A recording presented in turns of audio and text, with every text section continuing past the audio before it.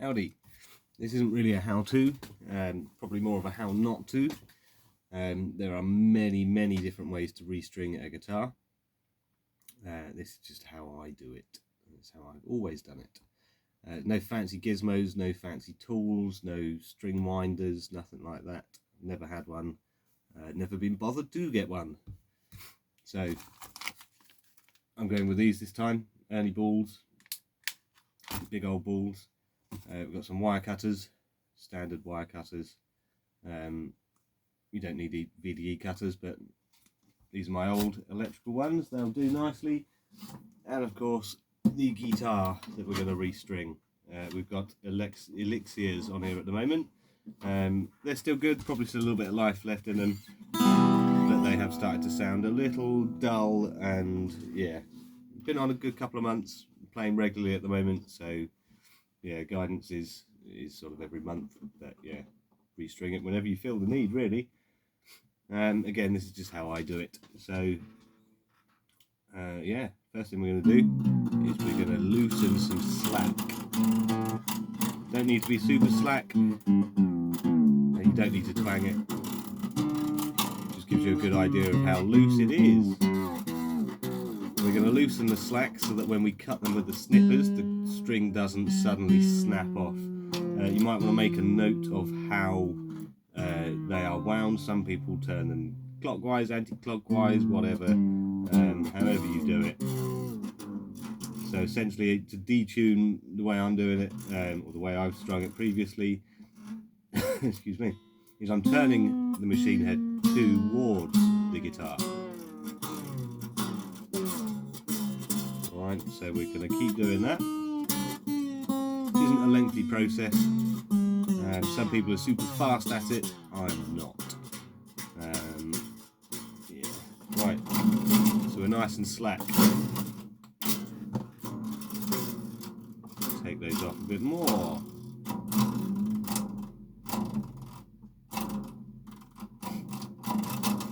There we go. Right, and then this is when you're fully committed. When you know it's going down, you're going to take the cutters and you're going to snip, snip, snip, snip, snip, and snip, and keep snipping till they're all gone. We're going to pull the ends out. We're going to put those to one side, or drop them on the floor, whatever you want to do. You could put some tape or something over the guitar, but I don't bother. And now we're left with these stringy bits at the top. You don't need to be fancy about these because they're coming off, so unwindy, pull it out.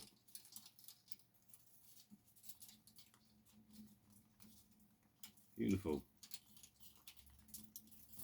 Mind your eyes. Wear safety specs if you want. Safety first, then teamwork. Right, we're going to stick those to one side because we're going to wind those up and we'll bag them up. Alright, one thing I like to do is I like to turn the machine heads and get them to a point where all of the holes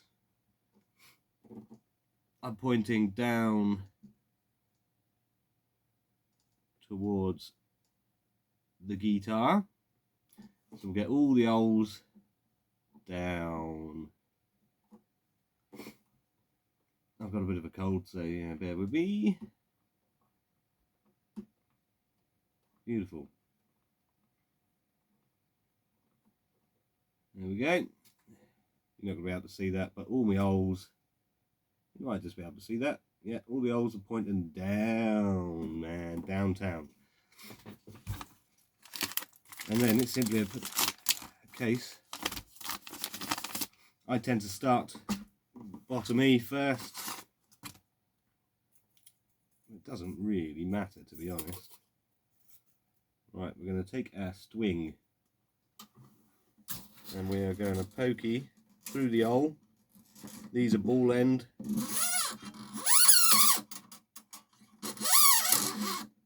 We're going to pull that right the way up. We're going to slot that in. right down in the end there, and we're going to try and keep it in position. Doesn't matter if that ball end falls out slightly and rotates round, because before we do the final tighten, we are going to make sure that it is sat nicely in the bridge. So we're going to poke the string through the machine end. Now, people do different winds, different wraps for these, but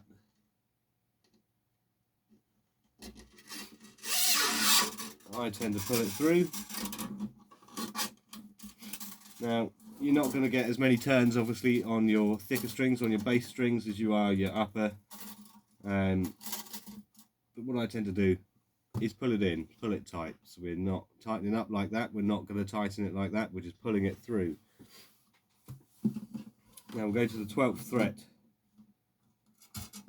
It's going to be difficult to show that, but we're going to go to the 12th fret, okay? And we're going to place our hand across it like that, across the neck, and that's going to give us a good wind on that string. All right, just place it like that. Job's a good one. Now we're going to hold that. We're going to take our forefinger and we're going to press it down just like that, and that should maintain a little bit of tension on there. So we are turning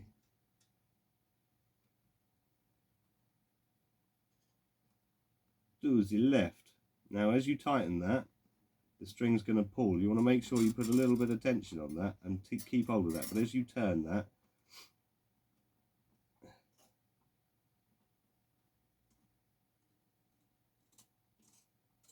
you want to keep hold of that string while you turn that, while you tighten it.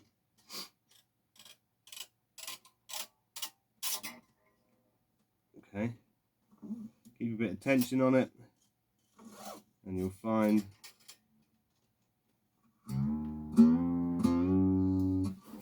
there we go. That is string 1 on and done. We've got what, 2 wraps on that? It's about right for a bass string. You don't want too many on there, but that's going to hold that tight. Now what I tend to do, don't go mad with this, and I'll do more before I give it the first tune, is I'm going to give the string a little tug. What that's going to do is that's going to take out any of the slack as it's been wound. That's going to help to tighten it. It'll help to keep the string in tune a little bit longer, and we're just going to give it a little tweak. We're stretching the string in. Beautiful. Now I'm not going to trim these. I could trim a little bit of that excess off. In fact, do you know what? Yeah, why the hell not? I'm going to trim a little bit off just in case I need to tweak that. I'm going to trim it up to the next machine head up. Alright, so that gets rid of that. And then rinse and repeat. Go through it with the next few strings.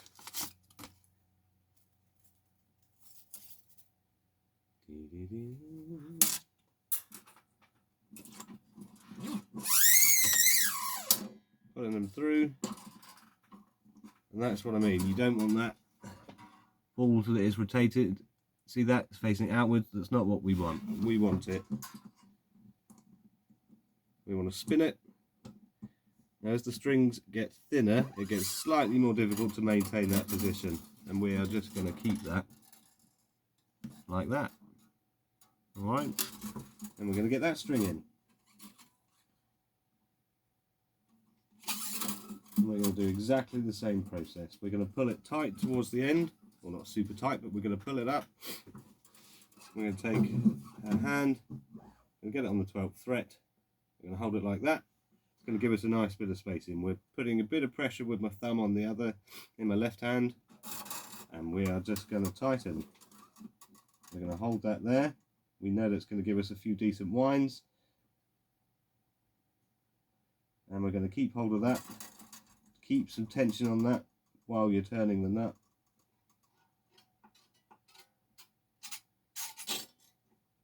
Some people wrap these over, some people don't.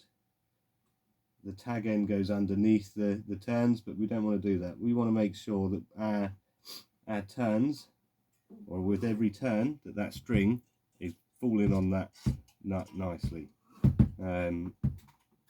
We don't want it overlapping. We don't want some going one way, some turns going the other. We want to keep it so that they're nice and evenly spaced. All right, probably just about to see that. Beautiful. All right, magic. And we're going to give that a couple of tweaks. We're going to stretch that in. Don't go mad, we're not looking to break the string. And we're going to take that one up to the next machine head up, and we're going to snip it.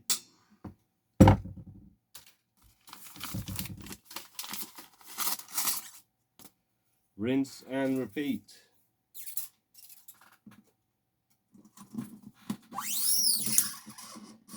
Like I say, I'm not the quickest. This isn't the best method. It's just how I've always done it, and I am a creature of habit. I'm set in my ways. It's how I was taught to do it. So again, a bit of pressure with my thumb. 12th fret. Put your hand up on the bar like that. Right, that gives us our slack. You're going to hold that tight, and we're going to turn. Now you'll find you'll need to, as the strings get thinner,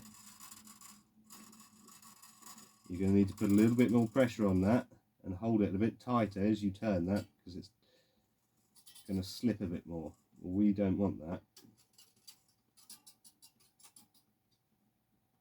You've got to try not to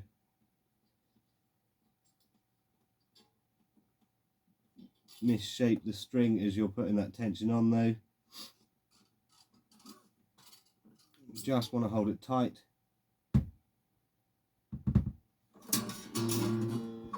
Give it a bit of a stretch in now while we smash the guitar on the desk, and we're going to give it a little tweak.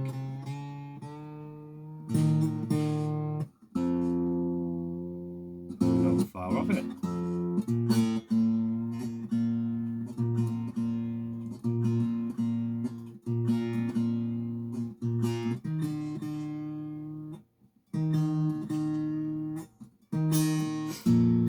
Tune it down, but anyway, because we'll work on that afterwards. So yeah, you see as we're getting down the thinner strings, you probably find, because I've only got a double wrap there, you're going to focus on that. No. The other thing to take note of there is the fact that your bass string is the positioning, the layoff up to the nuts. You don't want them rotating the other way, because the strings are going to overlap across the headstock, all right, and it's just going to be shit. It's not what you want at all. So you want them to lay off nicely like that. So your third string's heading up to the top.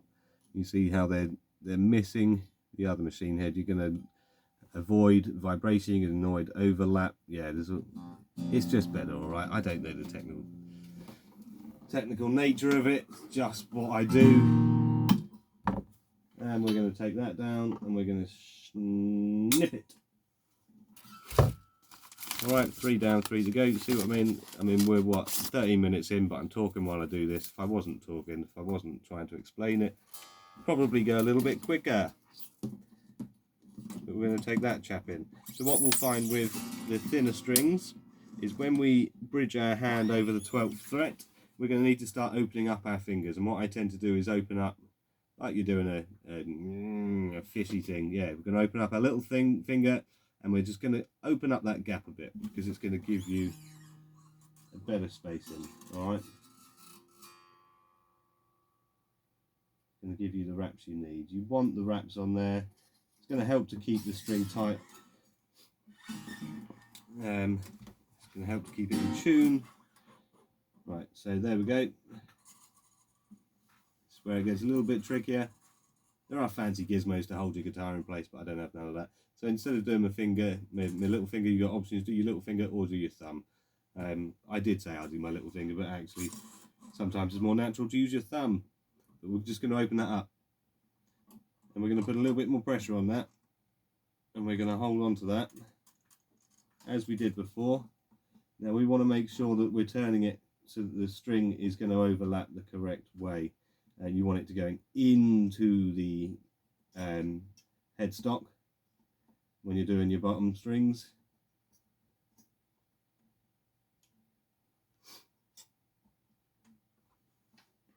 So now I've got that first turn on that. It's holding itself in place. We are just going to keep turning, keep winding that. We're going to get more turns on this. We'll probably get 3 or 4 wraps on this. You want to make sure that as the string is laying on to the nut, it's not overlapping. You want a nice even, what do you want to call it, a nice even coil on there. Yeah, turny, turny, turny. Granted, this would be considerably quicker with a turny thing, but do you know what I mean? My hands do exactly the same.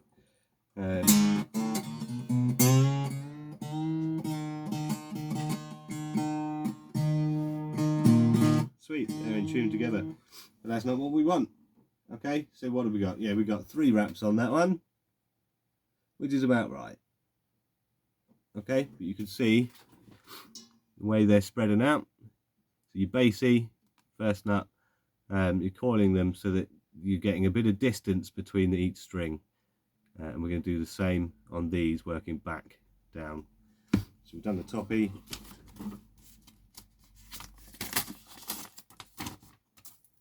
Now heading to B.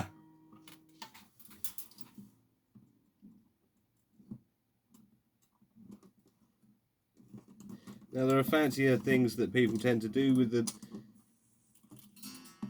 with these strings,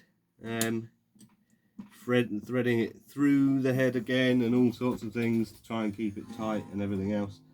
I used to do a feedback through and a loop, but I don't bother anymore, to be honest. I don't know why I stopped. I just don't bother doing it. So again, we're going to hold it down, going to the 12th fret. We're going to open up a bit more this time. Alright, so I'm opening out my thumb a little bit more each time, just to increase that gap.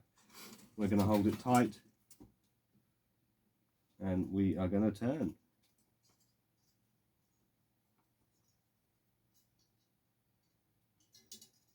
This is where it gets a little bit tricky. You might find as you start turning these, for that first couple of turns, you might need to pull that string back slightly just to keep it in place.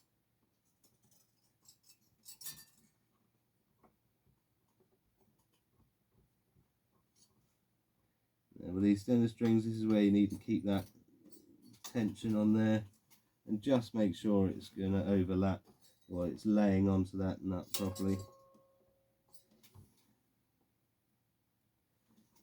and evenly.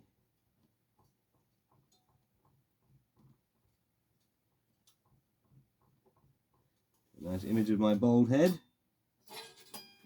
Alright. You've got to be careful with this, because obviously once you have put that tension on that, and once you get that started, you would have already put a kink in that string. So I have done it in the past where you can take it out and reset it to give yourself a bit of extra slack if you've not left yourself enough. But you will find that that kink will remain in that string. Once you've done that, yeah, you've buggered the string basically. Or you need to set it to that point. They are forgiving. Some strings are more forgiving than others. One thing I will say is don't skimp on strings. If you're playing regularly, even as a beginner, you will find it a more pleasurable experience if you use a decent string. There's nothing worse than having rubbish strings on your guitar. Alright. Okay, so we've got a good 4 or 5 wraps on that one. 4 wraps, I think, on there. But it's nice and tidy, okay? And they're set away from each other. They're not going to interfere with one another. And that is wonderful. So we're going to trim that guy. I didn't trim the last one. And we're going to trim that guy. Alright, so we've got one left to go.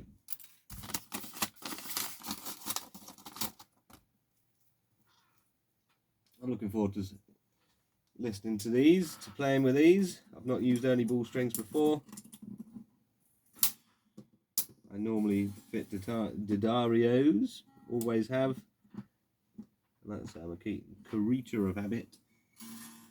Now these are the trickier ones. As you're threading this through, this is where it tends to slip out of the bridge, and you want to make sure that ball end is rotated in the correct orientation. All right, so they're all nice and tight in there. They're not going to shift about.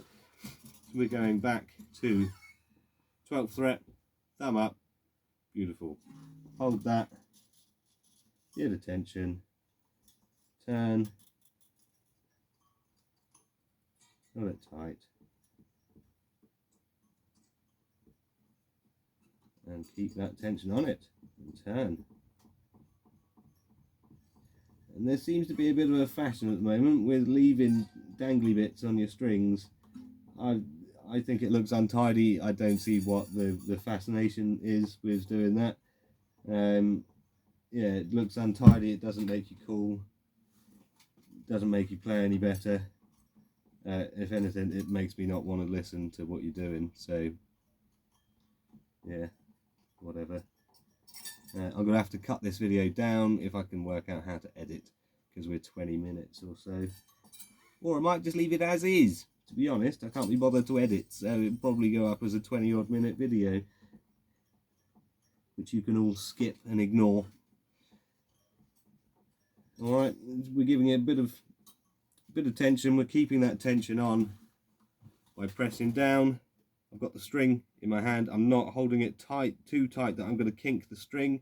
You can just about see that. I'm holding it with my pinky finger and the middle finger, and then I'm applying a little bit of pressure to the neck with my forefinger, just so that layoff, it keeps it nice and neat and tidy. Akin to one thing I like to do, hose pipes is on a reel. Think of it like that. There's nothing worse than it being all over the place and stuff. Keep a nice, tight, tidy reel of that pipe on there. It's basically what you're aiming for. And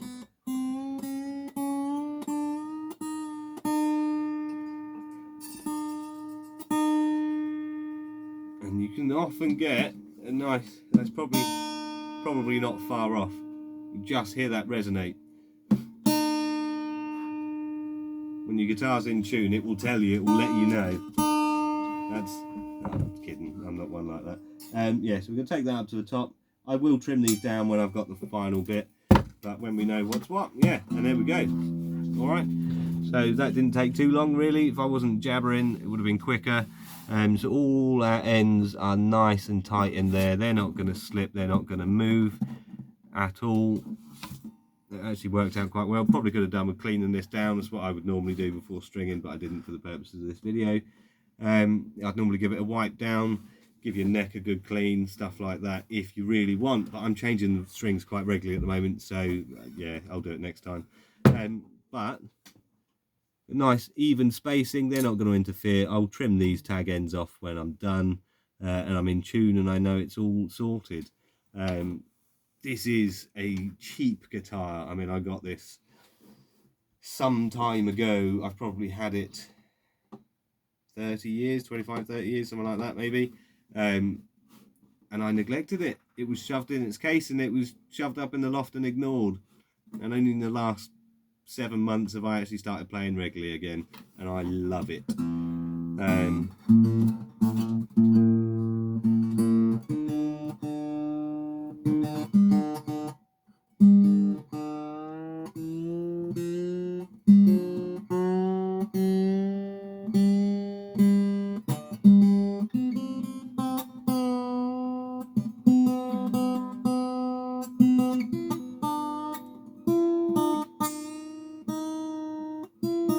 That's not right, is it?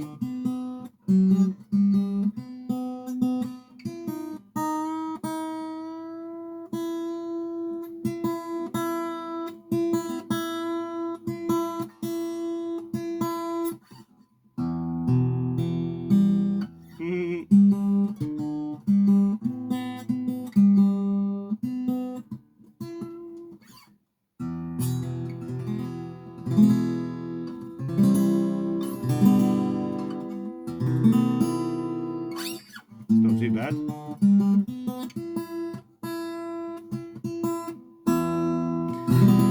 There we go.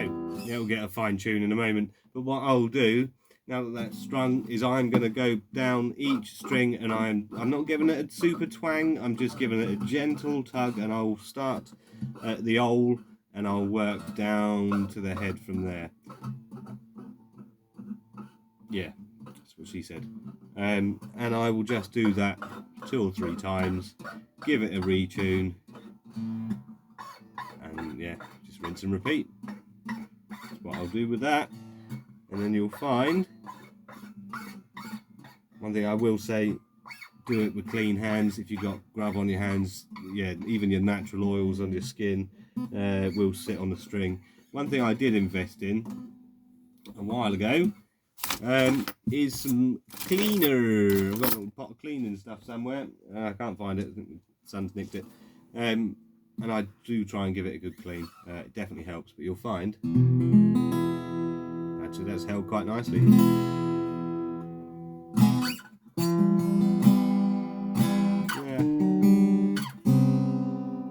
Out. Yeah, I'm going to give it a final tune. I'll do that a few more times, and that is how I restring a guitar.